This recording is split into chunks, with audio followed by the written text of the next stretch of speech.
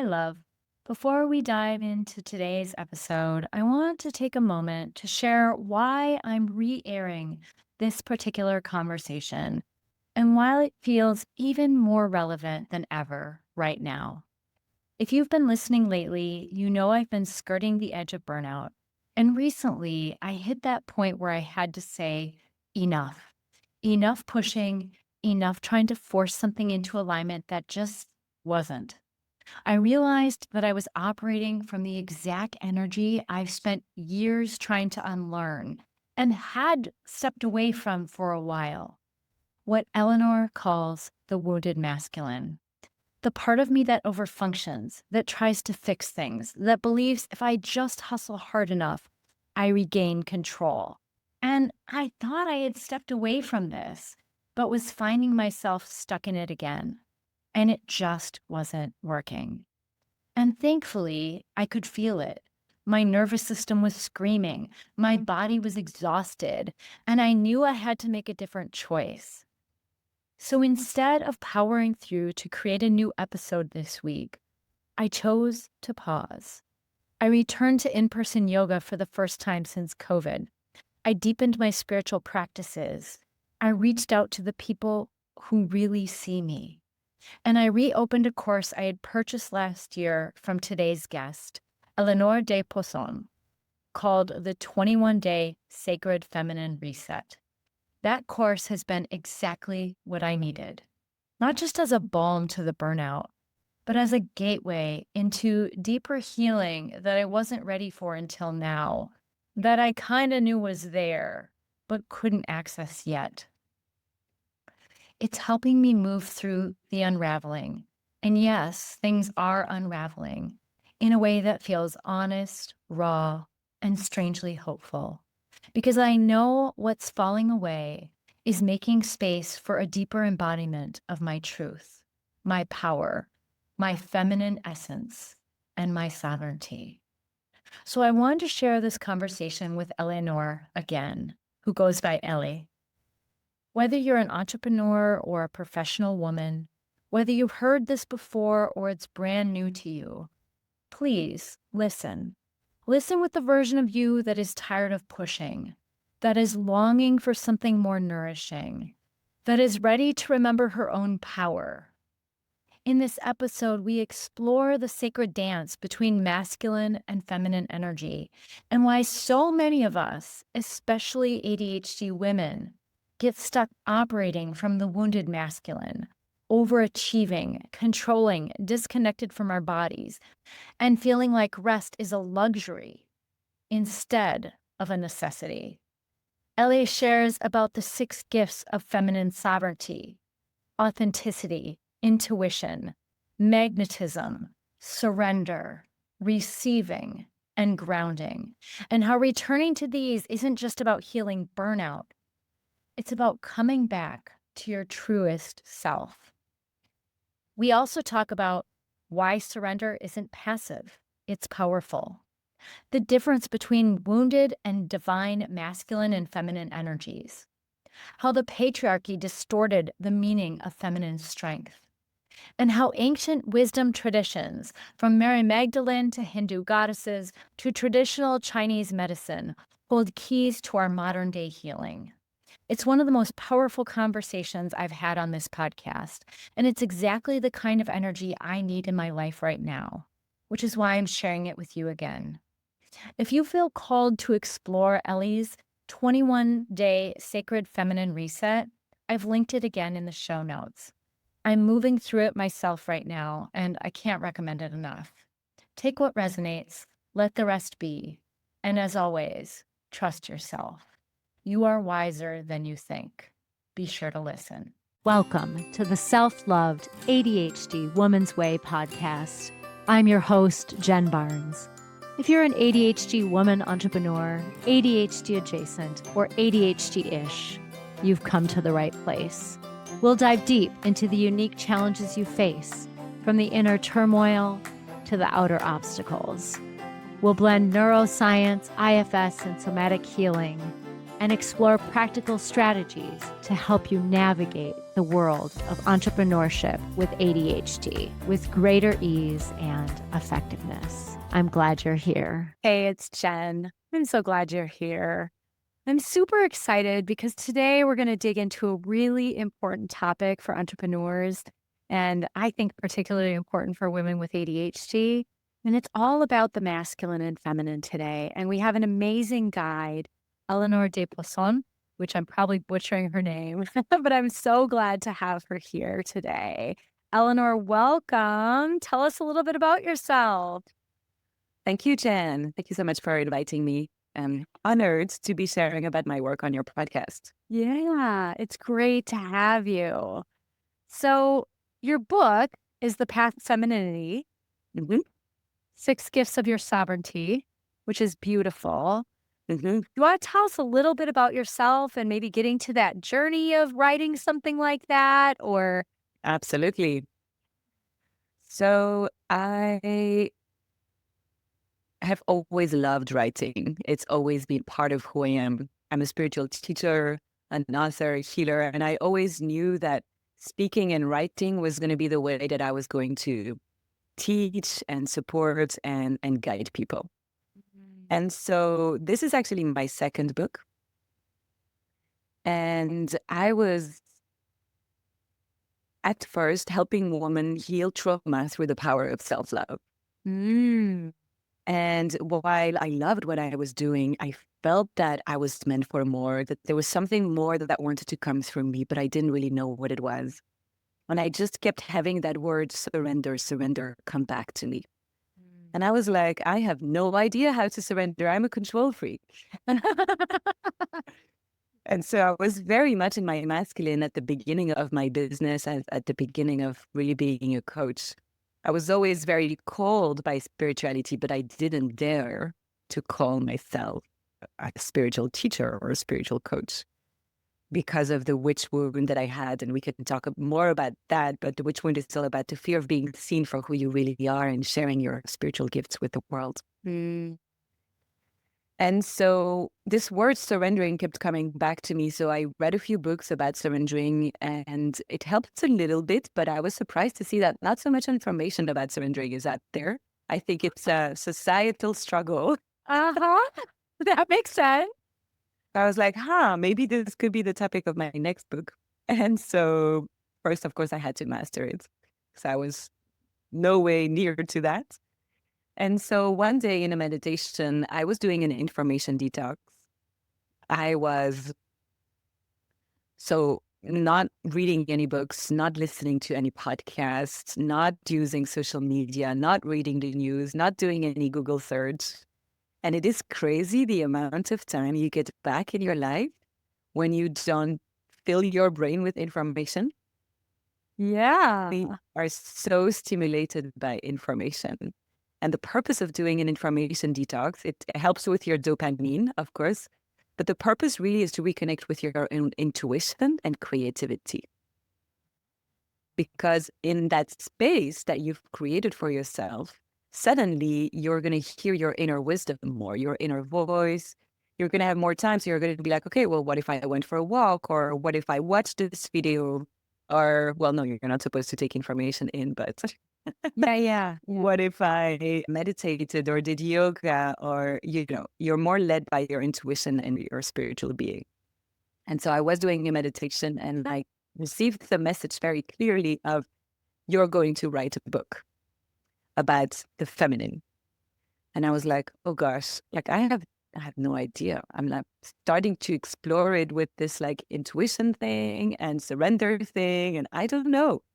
But the message was like, just begin and then you'll be taught. Life is going to teach you. You're going to learn. I kept receiving confirmations and signs that I was meant to write this book. So that was really funny.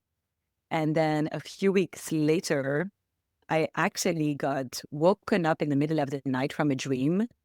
And it was a friend of mine in that dream that said to me, the version of you that is all smiley, being the good girl, it got you that far, but that's not going to work anymore. So you have to show your true colors.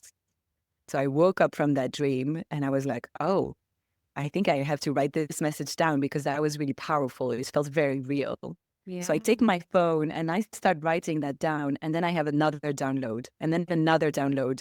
And then I'm like, okay, I think I know what's happening here. And so I found myself surrounded by my guides, and they were actually teaching me about what it is to be in your feminine power. Wow. That is just beautiful.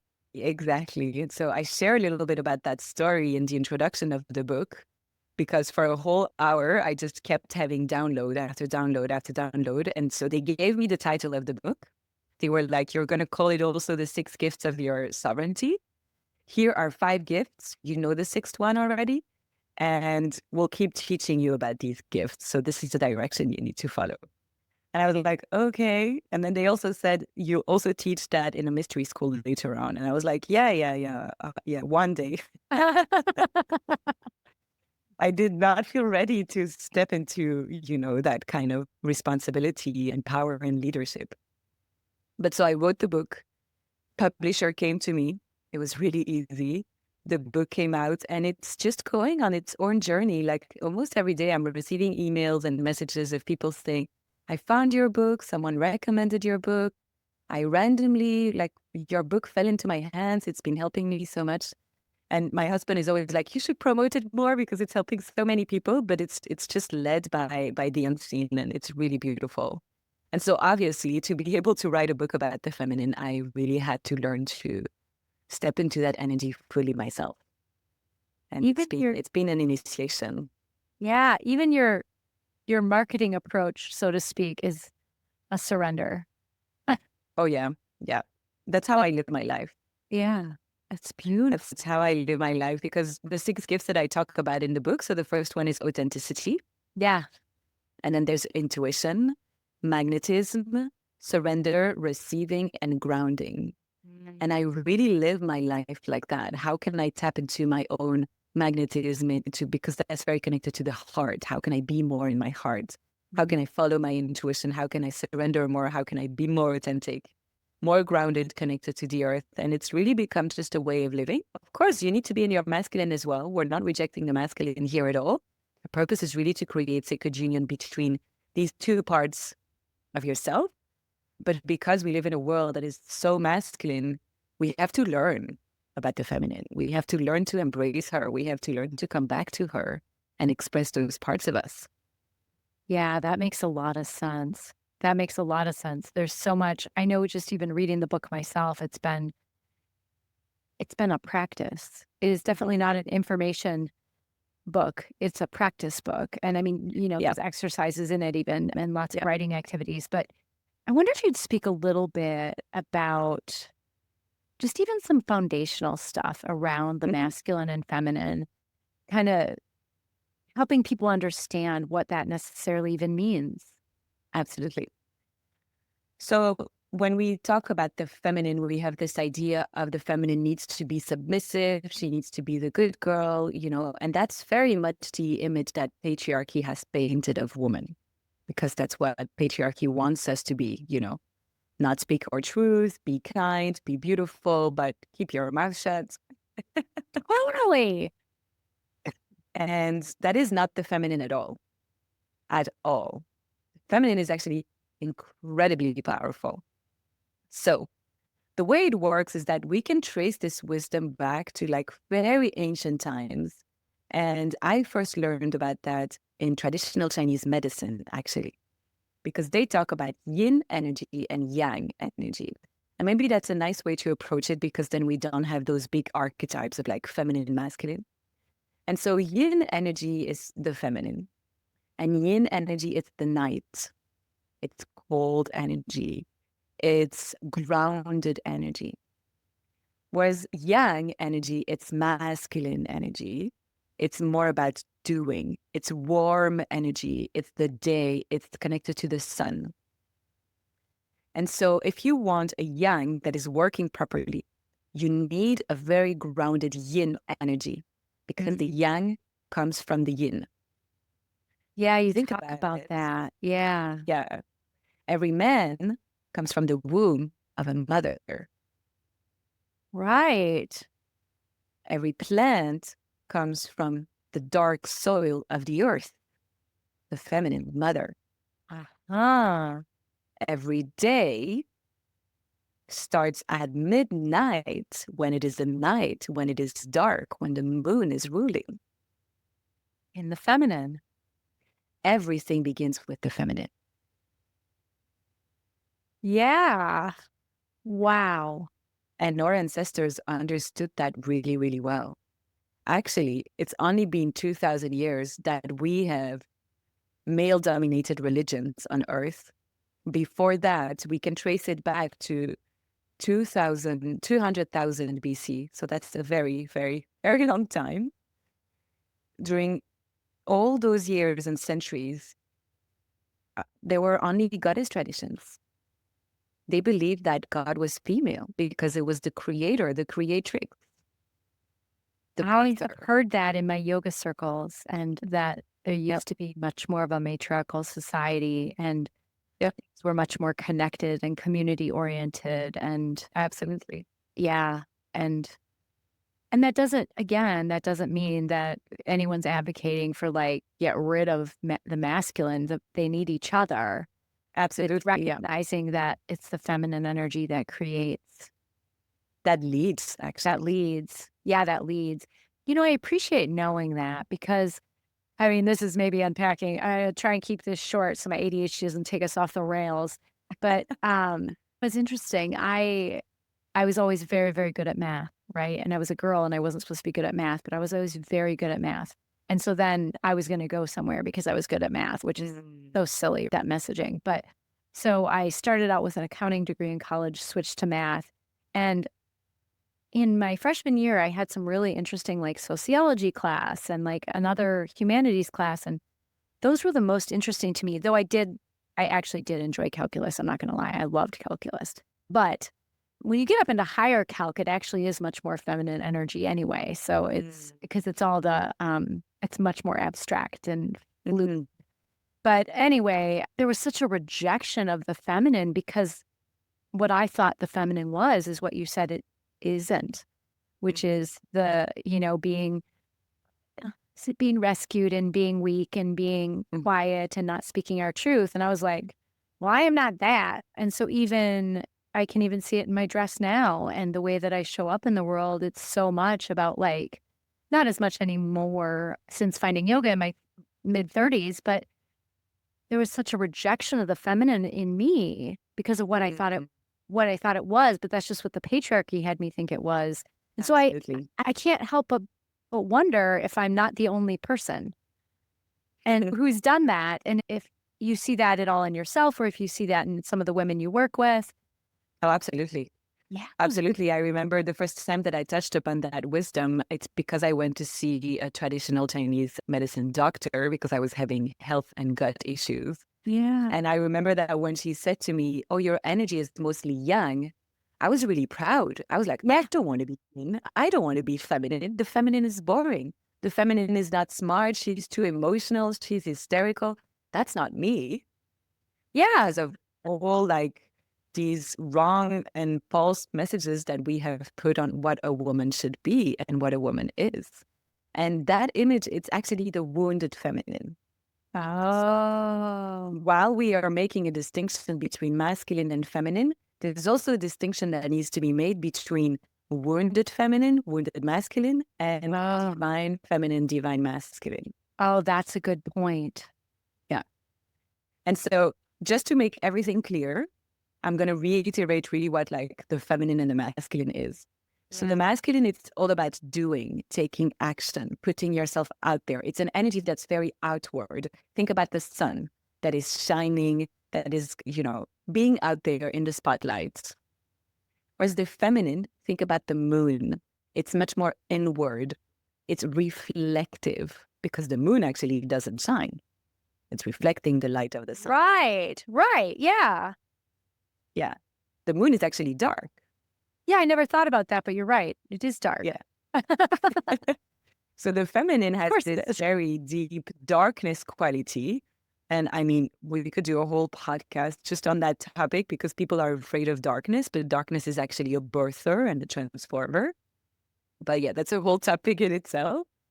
So the feminine, it's more about being, receiving, and also being a bridge between the unseen and the seen. So really being tapped in, being connected to source, because I mean, we birth babies. Where do these souls come from? Right. We're bridges. Right. Right. And so that's like in general the feminine and the masculine. And so expressed in its wounded or unintegrated aspect, the wounded masculine is going to be very dominant, Mm. very authoritarian, gaslighting, very competitive as well. I don't mean to sound snarky, but that's all I see lately. Yeah, I mean, it's a Not fact. all, but Yeah, it's the rule, not the exception, yeah. is what I see lately. Yeah. A lot of people are stuck in their wounded masculine and they don't even know. Right. Wow. They don't even know. And so that wounded masculine that wants power, that abuses power, that is, authoritarian and pushes others down, that gaslights, that's abusive. I mean, that person is not even fulfilled being like that. It's just that they've learned to be like that because that's how we were believed to show up and to find a place and maybe to be even respected within society. It's really using fear as a way to like have power. Whereas the divine masculine is so beautiful. It's very compassionate, actually. It's very much in his heart. It listens. It's the structure, the container, the force that is going to allow the feminine to flow. And so the divine masculine is there actually in service of the divine feminine. Yeah. Because the divine masculine understands that the feminine is the bridge. Right. And that when the feminine is tapped in and he is connected to his feminine as well, and in his divine masculine essence, he can actually use the feminine as a bridge for his own evolution, alignment, and fulfillment, because there's constantly energy exchanges between us in our relationships. Right. So the masculine is really there in service of the feminine. And when we think about it, it's a bit cliche, but it's this idea that men want to make their wives happy. They're really there to hold space for women. That's a very like divine masculine expression of Oh, how we could be as men and women, because we have all those energies within us. And so now for the feminine, the wounded feminine, she deep down, she doesn't trust herself. She doesn't feel enough. And so that is going to show up as being a little manipulative to get what she wants, playing the victim to have power over others, to attract attention, sometimes being seductive as well, because she only knows how to use her beauty and not her intelligence or emotions or intuition. right. She is going to be needy. She can be dependent. And so, of course, submissive, seeking other people's approval, asking for other people's opinions. She's very disconnected from her power. Right. Whereas the divine feminine, she is like totally aligned with her essence, with her soul, with her power. She knows what she wants. She knows where she's going. If she doesn't know, she's totally fine with that because she's totally surrendered and she knows her intuition will always guide her. She's authentic. She speaks her truth. She is there to receive. She realizes she's just here to be. There's nothing to do. Everything else will fall into places. And of course, because we have feminine and masculine within us, you can take action when you feel called to, where your intuition is guiding you towards it, when something is just offered to you and you're like, okay, I'm going to move forward with this. So it's really a dance. But the divine feminine, she's very much like, I love to think about like the archetype of the queen. Oh, It's yeah. very divine feminine. Or the archetype of the warrior as well. Yeah. The archetype of the mother. Yeah. Those are all like very feminine archetypes that are really in their divine expression. Well, it has me thinking about like, as a yoga teacher, I know some of the Hindu goddesses, and it has me thinking about like Durga and Kali and Yeah. and just that very fierce but loving. Yeah. Like, So even amongst the goddesses, you have like dark goddesses, lunar goddesses, and then you have solar goddesses. So there are different expressions of that. But when you look at the Trimurti in the Hindu tradition, you have Durga, Kali, which are often like also connected to Parvati, like Parvati. Yeah. and then you have Lakshmi, and then you have Saraswati. And if you put the three of them together, that would represent the divine feminine. I see. The the feminine aspect of source, of God, and of us, That makes our sense. potential as well. That makes sense. I can even feel that in my body because, when I think of Saraswati with her musical instrument, and there's just such a, I don't know, it's like it it almost feels like a surrender energy. I don't know why I feel that way, but when I look at her, whereas Kali's much more fierce and Durga's Mm. much more fierce and like, definitely more action oriented. Not that playing music isn't action, but anyway, Mhm. um, No, but absolutely. I love where you're going with this because Saraswati, she's really the goddess of self-knowledge yeah, yeah, and of the arts as well. And yeah, so it's about know thyself. And that's such an ancient teaching as well. Like know thyself. It's a maxim that was written on like the temple of Apollo in Delphi. It's like comes from the old mystery schools from ancient Egypt and ancient Greece. oh, And it's cool, interesting to see that this teaching is also present in India because actually all these yeah, like spiritual lineages are connected. yeah, But so she really, in order to know yourself, you have to be reflective. right, So that's where the surrendered energy comes from. It's about going within, going with the flow, and letting life be the teacher and reflect back to you, okay, what's happening in my life? Who am I? Who am I not? How can I improve? How can I be more authentic? How can I be more true to myself? And then music is vibration. We are vibrational beings, and you can use music to connect with your essence more and to connect with your feminine more, to bring certain qualities out of you. And so Saraswati has that very like reflective, surrendered, and creative energy. Lakshmi, it's all about the abundance and beauty of life and harmony and balance as well.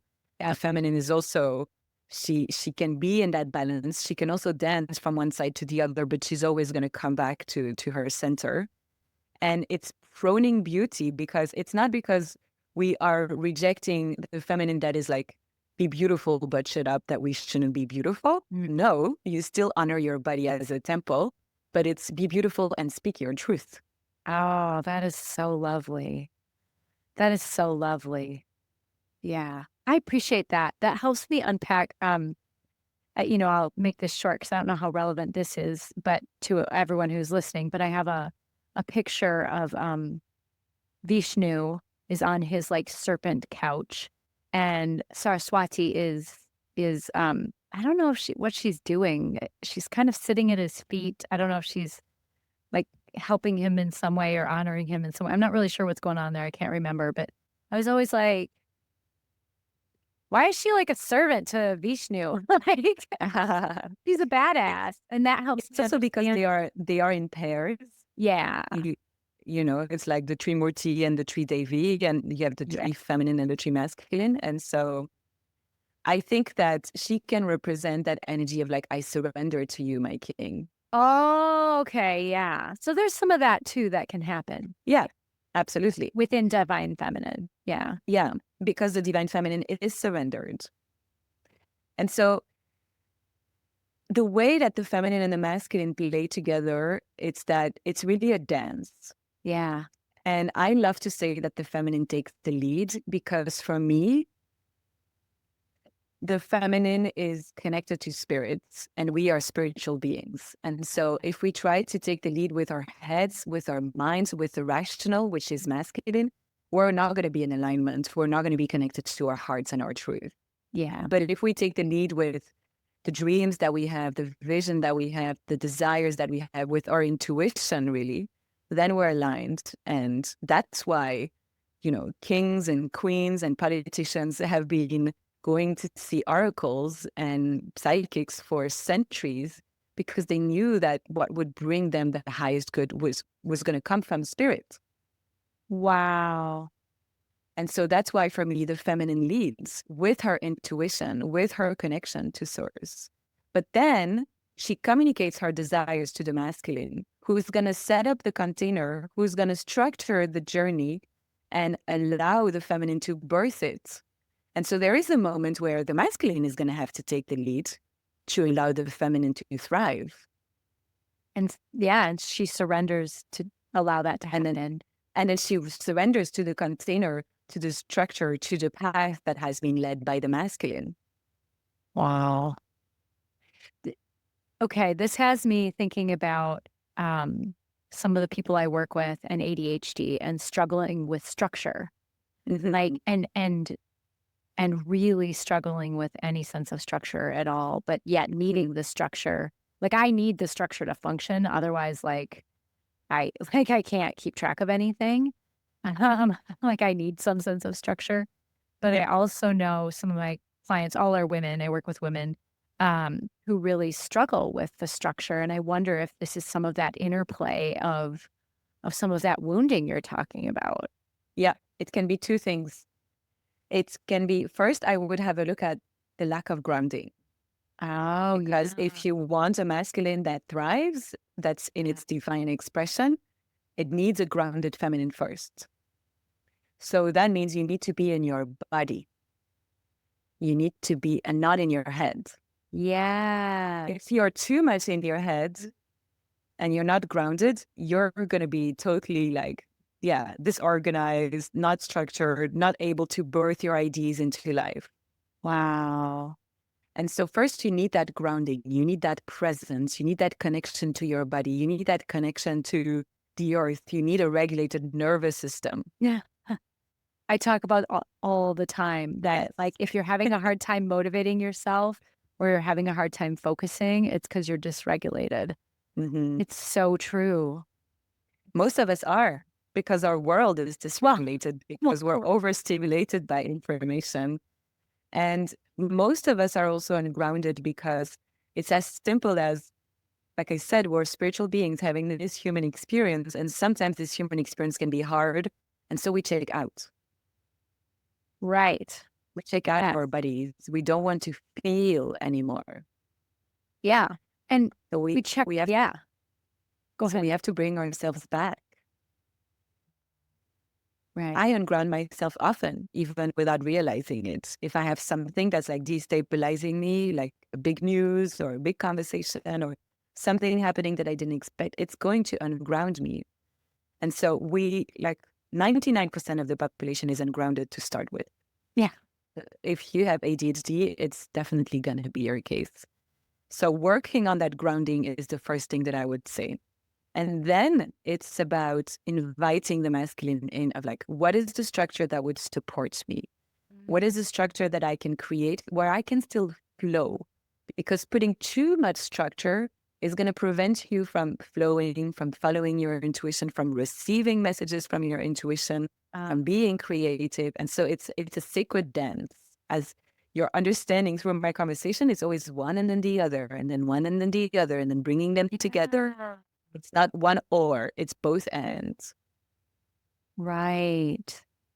I think it's such an essential point. And my observation is that's hard in our society, which tends to be very polarizing and black and white, and it's this or it's that, instead of recognizing that it's both and. It's both.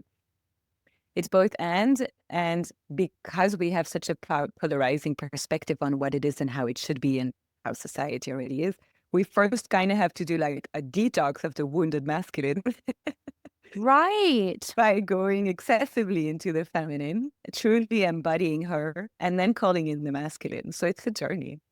Well, and you did your detox of the masculine by that was your info fast. Information detox. Yeah. Detox. I put fast, but it was more than that. It's more than that. It's more than that. It's healing the masculine wounds as well of like, it's the wounds of power. Right. Yeah. And there's so much of that. It's interesting. One of the things that was coming to mind for me as we're talking, there's an author, Terry Real, who's I think he's a therapist. I can't remember. His book is quite old. It's called I Don't Want to Talk About It. Um, the Not underlying the secret, the hidden story of male depression or something like that. I'm getting the title Mhm. wrong, but basically it talks about it. And one of the things that he talks about when he's talking about why men are behaving the way they are, right, which is really they're embodying the wounded masculine, is like how I believe you would say that if I had to guess. Yeah. And you're shaking your head, yes. So I think I'm on the right track. Mhm. But one of the things that he talks about is one of the first things society does to make sure men act in this quote unquote masculine way, which is the wounded masculine, is that they strip men of everything that is feminine. Mhm. But the things that are feminine that they strip them of are actually the wounded feminine Mhm. in a lot of ways because they strip them of, like, they don't want to be a sissy or they can't, whatever. And you're talking about how, like, feminine energy in its power is strong. Mhm. Well, it, yes and no, in the sense that the feminine truly honors her intuition and her emotions. Oh, And yeah. I think that's where men have been stripped off of their feminine because men Mm. cannot express their emotions. Like I still Yeah. see it sometimes when I'm walking down the street and there's a boy crying and his father is like, "Oh, come on, get up. Don't start crying. You just like, you're okay. Just get up." And so that is dismissing emotions. Whereas Right. the feminine, she embraces all emotions. She just recognizes that emotions is energy. It's just moving through me. It's information and it's not good or bad. Right. And society also dismisses intuition, which is illogical, not Totally. rational, and shows up in random ways and in dreams. And you know, how many times do we say, "Oh, it's just a dream"? No, no, it's your higher self speaking to you. You're receiving guidance. This is like a potential, a path that could happen to you. Like, even if we think about dreams that are like not the dreams that you're having at night, but the dreams that you have in your mind, you're receiving these visions because you can achieve them. Yeah. I love that. They're not random. I And so like this that. this whole idea of like dismissing emotions, dismissing dreams, dismissing intuition it's dismissing the feminine of the masculine. And I think the masculine is maybe struggling with that even more than we do because Yeah. it's been centuries that men have had to fight, to go to wars, to push down their wives because they had to be strong in front of their friends and maybe they didn't even want to be like that. And I see a lot of men struggle with that today because they're not in touch with a really big part of themselves. Yeah. That makes a lot of sense. And then it makes it hard to plug in to anything. Yep. Yep. And then they find themselves, lost and they don't know their path. And society just tells you, well, get a job, make money, and then you'll be okay. And then they get a job, they make money, and then they're not okay. Right. And then they're like, And why they're wasn't like, I what's okay? going on? Yeah. Right. So true. And it's beautiful because many people are now talking about this wisdom and these teachings, and it's Mm, helping all of us, as much men than women. yeah. Yeah. That's for sure. Well, I can even see the wounded masculine in myself, right? Like a Mhm. little bit. Less and less the older I get and the more inner work I've done and the more yoga and meditation I've done, I see it less, but it's still there sometimes. Um, It doesn't go away overnight. Like it's a journey. yeah. This is why I said, yeah, start with an information detox. Amazing if you can create the space for yourself to do that. But you're gonna need more work than that Yeah. Well, it's because true. it's healing the masculine and then healing the feminine. And in my book, I also speak about those three feminine wounds Yeah. to Would help you you step into the divine feminine. touch on those a little bit? Yeah, for sure. So the three feminine wounds, I always like to say, um, that they are very connected to Mary Magdalene. So I don't know how connected you are to Mary Magdalene or how much you know about her. So I know a fair amount because so I am a recovering Catholic, um, and have since learned about the beautiful priestess that Mary Magdalene was. In that her book that she wrote to go in the Bible was actually taken out, as was Thomas's and Judas's.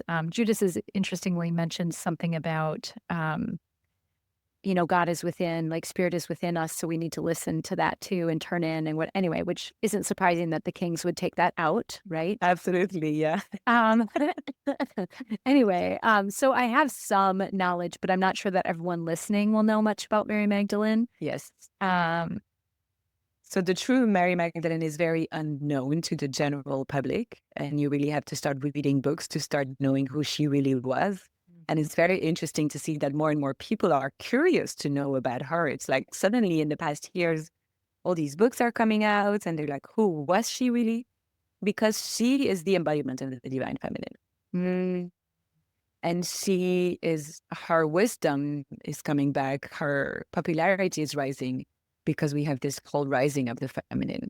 And so often when we feel called to explore her path, her life, who she really was, it's because the feminine is calling us. The mm. goddess is calling us. And so she was really a woman in her power. She had a spiritual contract with Jesus, and together they were going to create this new spiritual path hand in hand. So Oh, ideally, instead of seeing Jesus on the cross in every single church, we would have wanted to see Mary Magdalene and Jesus holding hands, walking the same path. mm. They came to teach about love and sacred union, Oh, and they both needed each other. that's a wound in of itself just to hear that, like the trauma of that. Yes. Like growing up in the Catholic church I was at had a very, I would say, graphic statue of Jesus on the cross, and it was scary to look at as a child, and Yes. definitely taught us to be God fearing and Oh, man, yes. you know, um, and I just like I had a part of me inside like soften and go, oh, that would have been so much better to grow up with. Like I would have Yes. stopped so much wounding that happened, not just in me, but in Mhm. all my classmates and everyone I knew. But then a lot of the women that I know that come in with religious trauma, Yeah. to my private practice, not my ADHD business. But yeah. Yeah. Yeah. Yeah. Oh, I wow. I feel that too. I also grew up in a very Catholic girls' school with a uniform with nuns, and we had mass every Friday morning. So I know exactly what you're talking about. I cannot look at that cross with Jesus on it. I can't And either. and now when I go to the church, which I very rarely do, I just go for weddings. I'm like the rebel who's like changing the text and saying other sentences when there are prayers, and my husband is always like, "What are you doing?" That's excellent. For example, when we say like the Father, the Son, and the Holy Spirit, who do you think the Holy Spirit is? The mother. Yes, it's the God. Like the I never thought of it that way till you said it, but I'm like, oh, yeah. oh yeah, Okay. yeah. It's Like, obvious once you start digging all these things. It's like, oh, well, and you have to. even the sign of the cross, the holy, Yeah, anyway. Yeah. It's it's like, okay. also like the matter and spirits. It's Right. feminine and masculine. Right. So there's a lot of like symbols of sacred union and sacred balance within the church, but it's just that they wiped it off and they're not teaching it that way. Right. Because the way the church was built was to gain power over Right. people. Right. For the kings, right? Yeah. Yeah, because politics and religion, they were very tied together at the time. So it was all about power and money. Yeah. And yeah, we entered a very dark age. But the beautiful thing is that a lot of these teachings are coming back now. That's And so this awesome. Christ consciousness of like sacred union and Mary and Yeshua is really showing up now. Yeah. So Mary, really the way she is depicted in the Bible, she's a prostitute. Yep. So the whore wound, Yep. Yep. The whore wound. very independent. And even at the time, people did not like her that much. They would call her the bitch, quote unquote, because she was very independent. She would just walk her own path. And the way actually Jesus shared his teachings is that he shared his main teachings with Peter. Peter is the one that set up the church because he was very charismatic, very good at speaking to people. We have to understand that at the time, the mass consciousness was lower than what it is now. Right. We weren't able to understand as much on the spiritual level. And so Peter was great because he was understood by the mass. And so he was very needed to spread the message of love that the church was there to spread. The patriarchy was already present. And so he didn't like that Mary Magdalene was one of the apostles to start with. And he didn't like at all that Jesus was sharing some deeper teachings with Mary Magdalene that she could understand, but he couldn't. Ugh. Well, that makes some things clear. Yes. Because she was a very high initiate from the mystery schools, just like Jesus was. They both traveled the world for many, many years before they actually started their ministry, when Jesus was actually 30, 33, older than what the Bible says. But that's another story for another day. Uh-huh. And so Jesus and Mary Magdalene had a lot of very deep conversations with John the Baptist as well. Yeah. That Peter couldn't understand, and he was very jealous of that.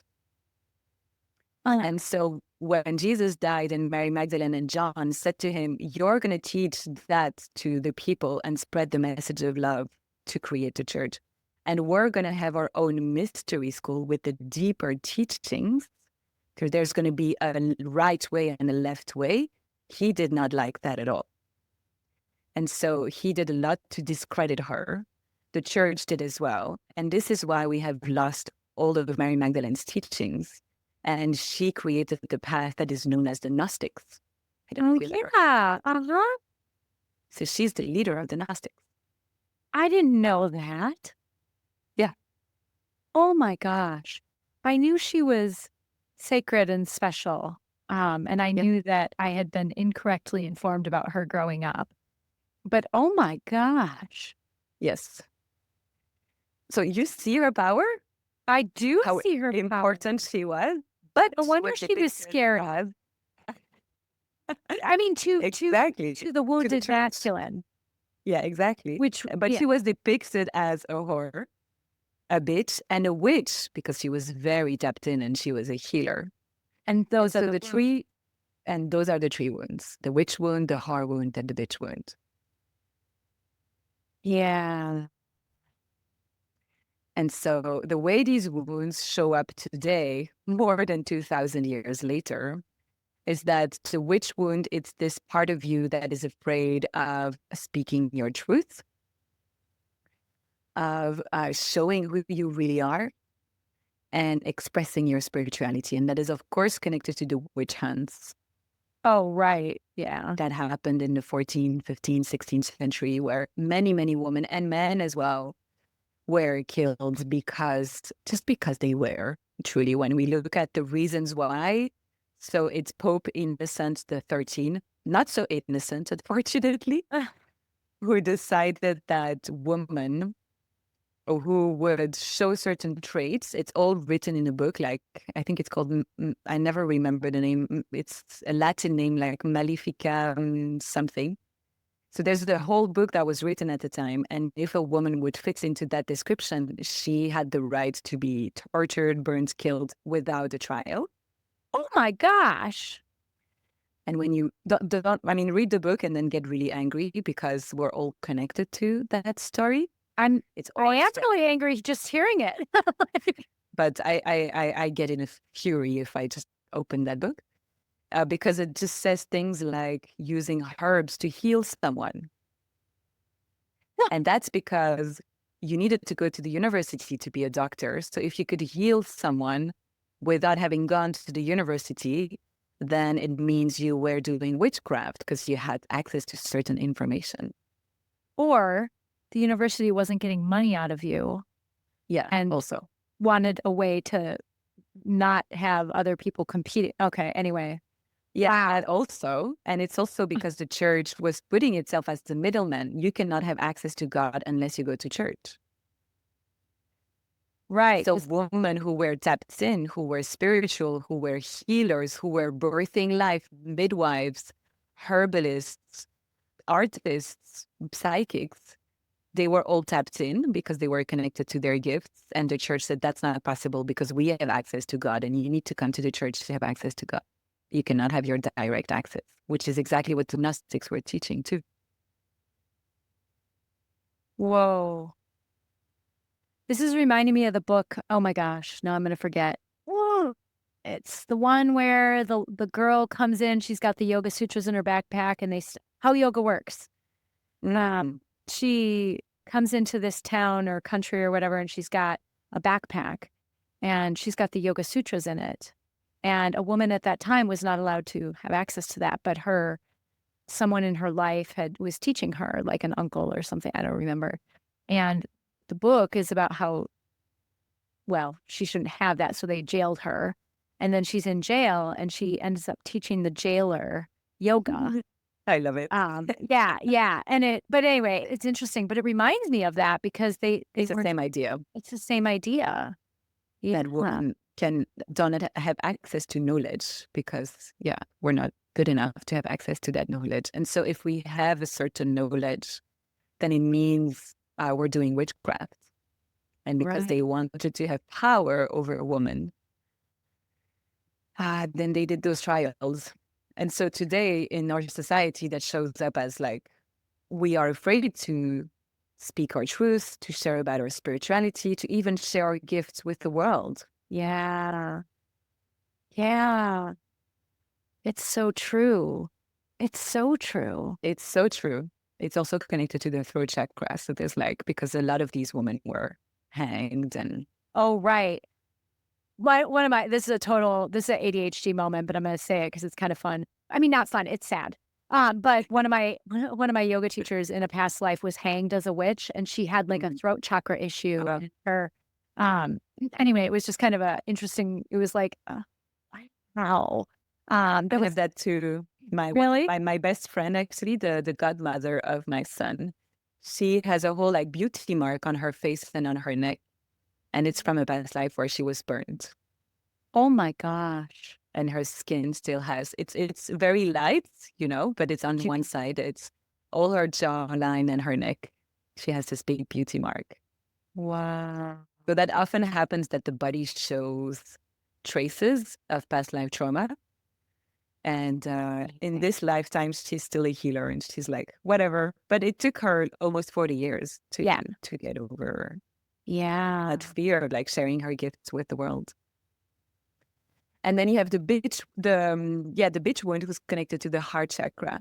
Okay. And that's all about putting yourself first, having boundaries and saying no. And it's really funny because, it's not funny, but so interesting. If you go on Google and you write, what is a bitch? I ask Google because Google has all the information, right? Right. You're going to have a good laugh because you're going to see that Google says it's a person that is unpleasant, especially a woman. And so when I saw that, I just couldn't stop laughing because I was like, what does that even mean to be unpleasant? Well, that's what I was going to ask. That's the perspective of the person that just was told, no, you're not doing what I want. So I'm going to judge you as unpleasant and you're a woman. So I'm going to add an extra layer of bitchiness to that. And so it's this whole idea of who's telling the story? Who's writing this definition here? Wow.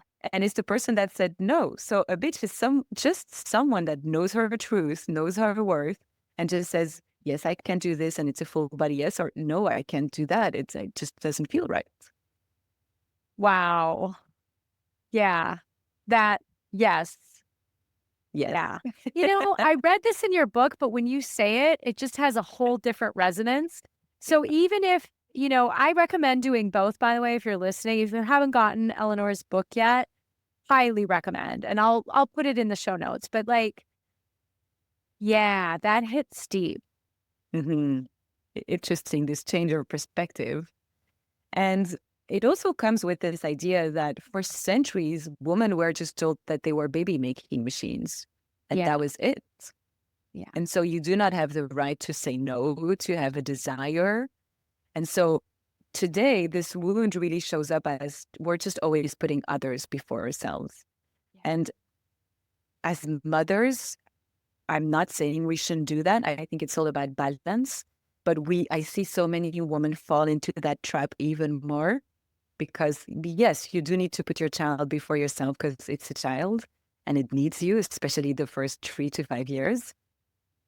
But then you're also, if you're putting yourself first, you're showing your daughter, your son, what it is to be a woman in her power, what it is to be connected to your truth, what it is to honor who you are, what it is to fill your cup. And so when I work on the witch wound with my clients, I really invite them to change their perspective and to see it like, if your cup is full first, you're going to be able to give your best to your clients, to your husband, to your kids. And that's Right. what they deserve. Right. Right. You know, I have that conversation so much with women, and I actually, before I worked with ADHD, I was focusing on nurses, and I had such a hard time. My mother was a nurse. My sister's a nurse. I have a lot of nurse friends. And so I started working with nurses, and it was so hard to get them to care about themselves or put themselves first because of this exact wounding that you're talking about. Because we're told to serve, to be kind, to put others before ourselves. Mm-hmm. But how is that actually not benefiting them? Right. Yeah. And how would it benefit them if you put yourself first? Right. Just by, starting the day by taking care of yourself, taking an extra hour or taking an hour in the afternoon or, imagine it's the end of the day. You just had a really busy day. The kids are coming. They're like, Mom, I'm hungry. I'm hungry. Your reflex is going to be like, okay, I'll go in the kitchen. I'll make them food and then I'll send them to bed and I can finally relax. Right. Perfect example of you're putting them first.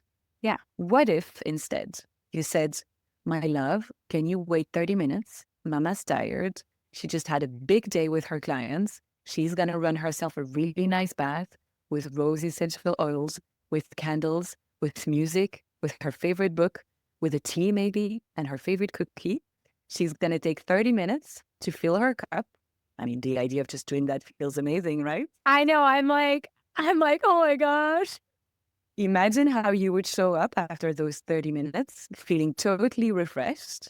30 minutes of silence for yourself. You put your kids in front of the TV. I am not a big fan of the TV. We have like 1 hour per week minimum, but sometimes it's useful.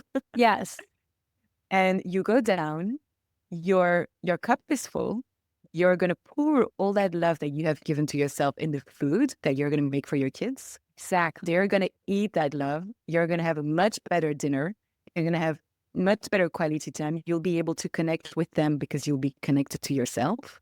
Right. And everything is going to go in a much smoother way. Right. Less objections from the kids because they're going to feel your energy. Right. Exactly. It makes sense. This is what I talk about. And it's so hard. Excuse me. As you were saying this, I could hear in my head the objections of my clients. Like, oh, must be nice, so I chose not to have children because I saw what women were going through. And I was like, no. I was like, I can't do it this way. That's not what I'm going to do. And I'm 50, so that decision has been made. Right? And that's all fine. We're Yeah. all meant to, Yeah, no. But the number of times I've been called selfish or people are like, oh, must be nice to have all that free time. I'm like, I have lots to do. I just don't spend it on children, but it's interesting because I do put myself first. And when I first would set boundaries around putting myself first, like the rejection I got, not just from friends, but from my own family, like my parents. And it was just so interesting because I think it has nothing to do with you, but it just shows how women are bitter. Yeah.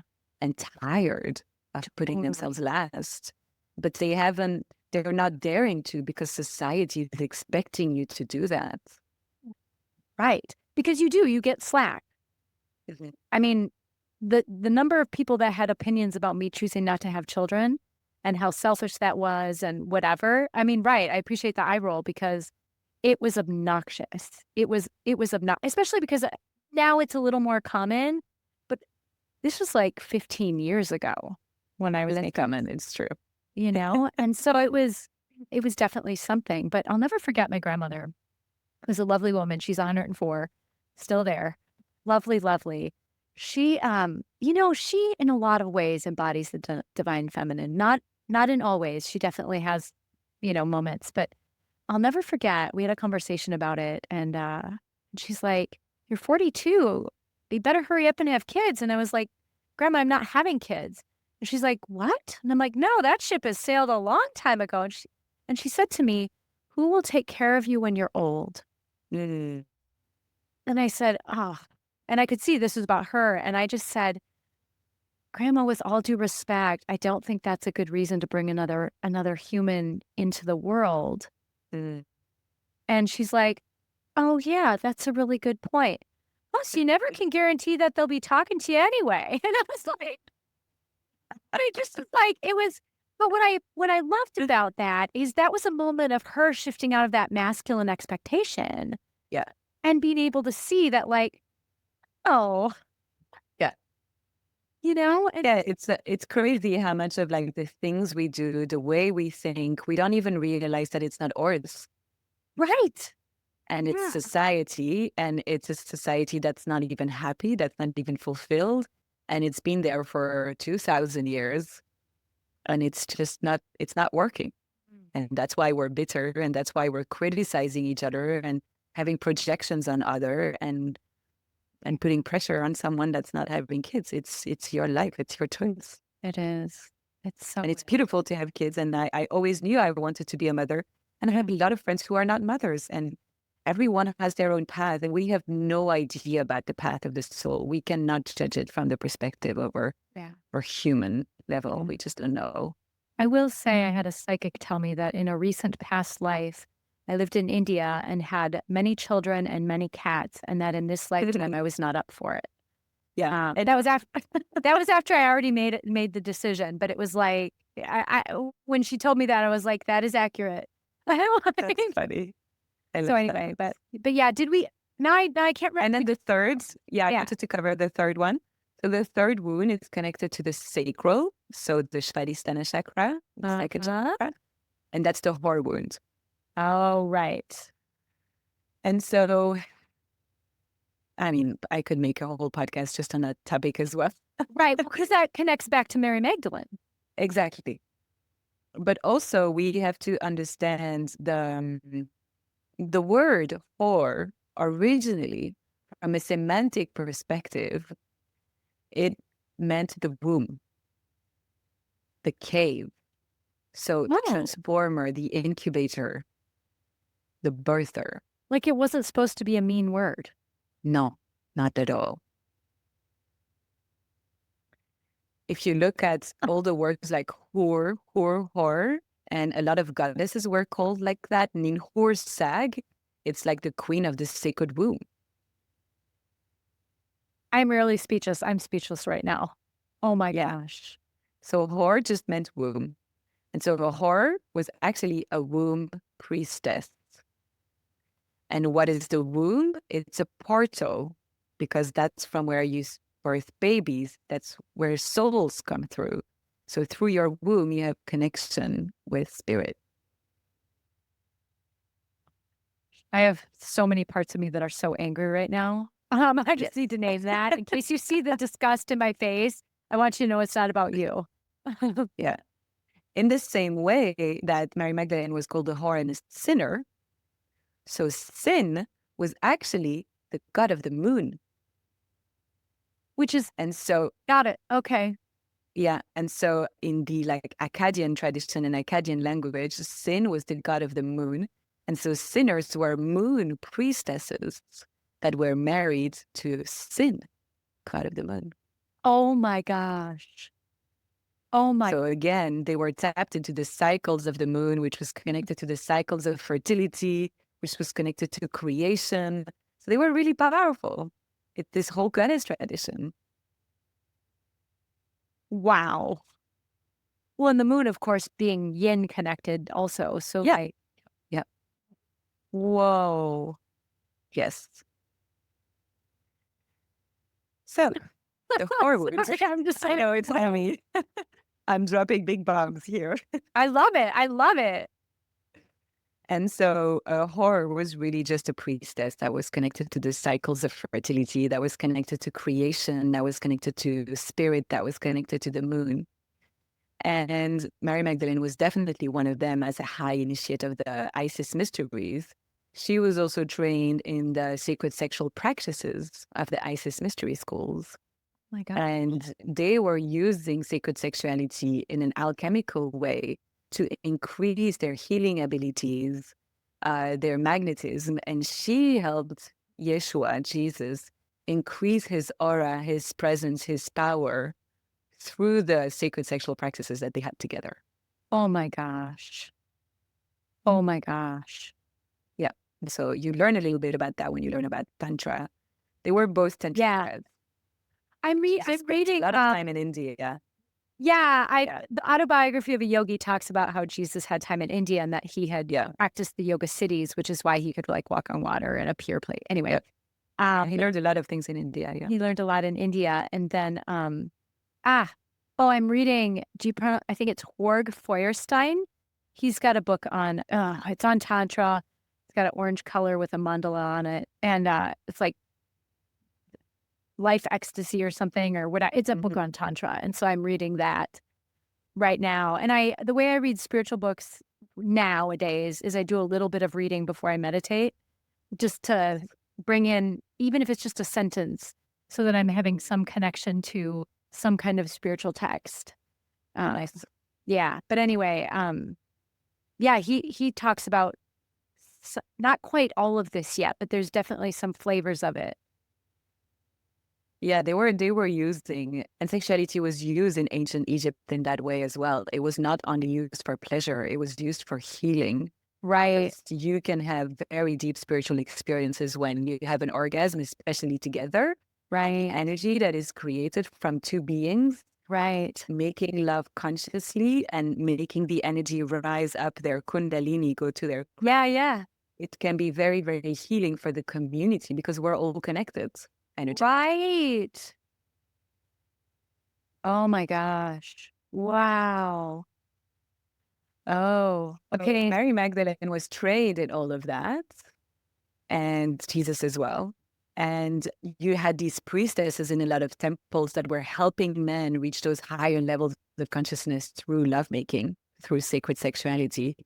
And they were womb priestesses. Eventually, they were called whores. And eventually, that got made very bad by the church. And today, that is impacting us in so many ways. So many of us women, first of all, don't even know what it is to have an orgasm. Right. Don't have that much pleasure when they're making love, are not comfortable in their bodies, we all think we need to lose weight and we would be more beautiful if we had 5 pounds less. Yep.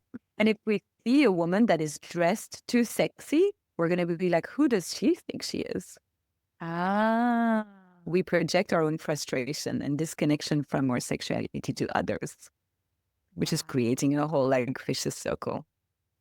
Wow. Yeah, it does. It really does. Mm. And so the horror wounds is all about just reclaiming your beauty, reclaiming your sensuality, your sexuality. But sexual energy is creative energy because it creates life, but it's also about how can you use that in your business? Sexual energy is also very connected to money. Yes. Yes. Because money is creative energy as well. Money is a tool that helps you to create experiences.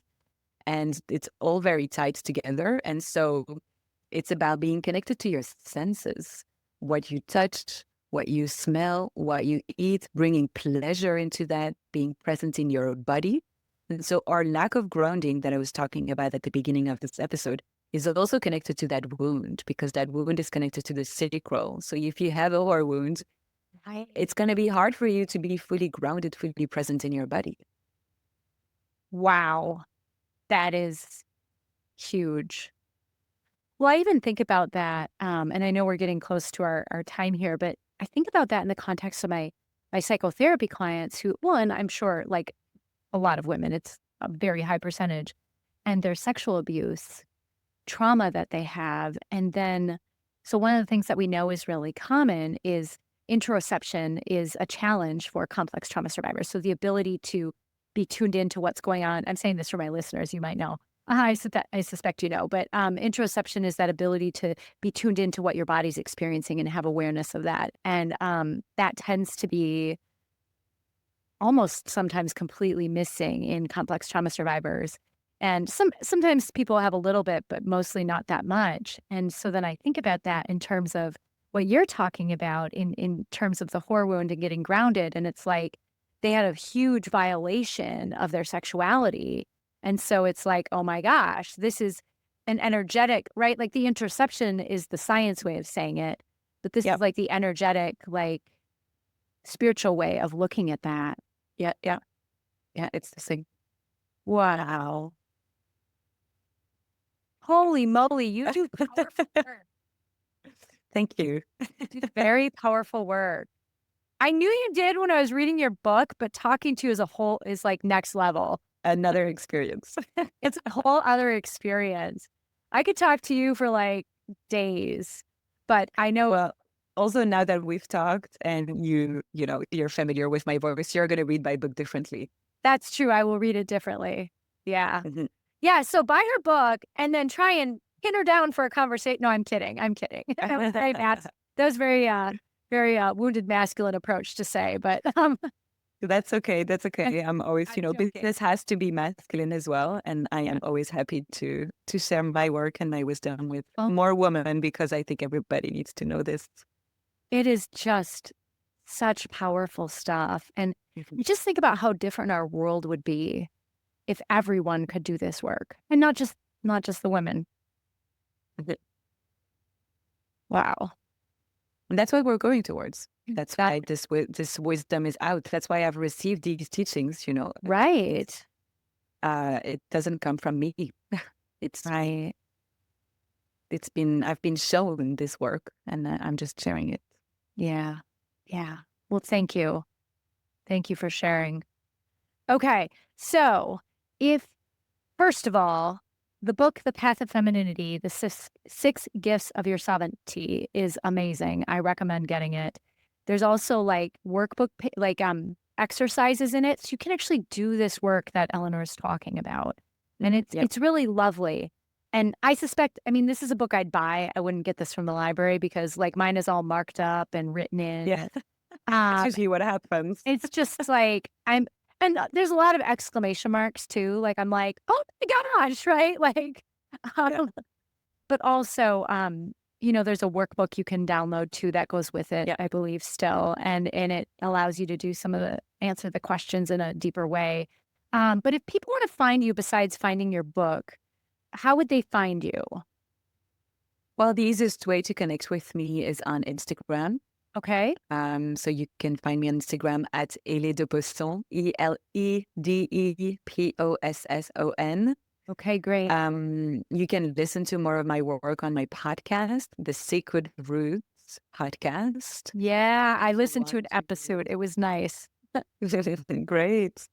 And if you want to do this work, I work with people either one-on-one or within my mystery school where I take people on a 9-month journey, mostly women. I mean, actually only women on a 9-month journey to embody their soul so that they can express their purpose, their highest potential, and make the impact that they came here to make. And all this work is part of it because you have to do this healing, awakening spiritual work to be able to birth your soul into the world. That is so beautiful. I love that. Yeah. Wow. Thank you so much for being on the show, Eleanor. I just really Thank you. appreciate you sharing your gifts and your wisdom and your downloads, if you will. Yes. I- Thank you so much for inviting me. This has y- been super fun. Yeah, of course. All right, y'all. This was super special. Make sure you share because, my goodness, this was a powerful one. And if you're not following yet, be sure to follow the Self Love Women Way podcast. All right, take care.